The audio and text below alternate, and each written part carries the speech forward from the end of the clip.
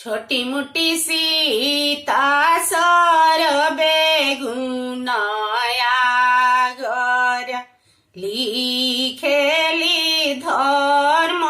दुआर लिखेली धर्म दुआर धर्म दुआरिया सीता लिखही ना पावेली आई परले श्री राम आई परले श्री राम यही रे नगरिया में कोई ना बस तुहार राम पिया सलजास राम पिया सलजास एक हाथे लेली सीता निर्मल पनिया चली भइली पनिया पिया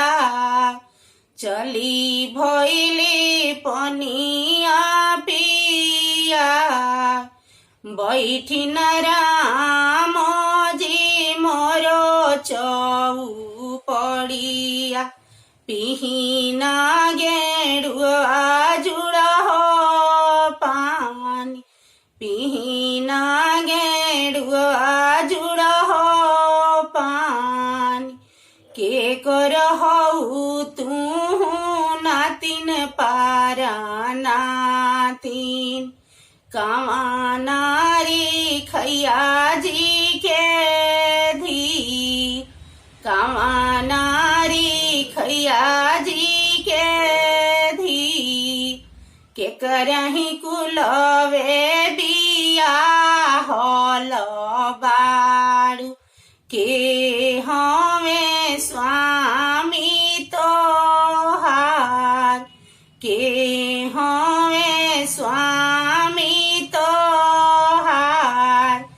राजरी खैया जी के नातिन पारा नातिन जन करी खैया जी के धी जन करी खैया जी के धी दशरथ कुलवे बिया हल बानी स्वामी हमन श्री राम स्वामी हमन श्री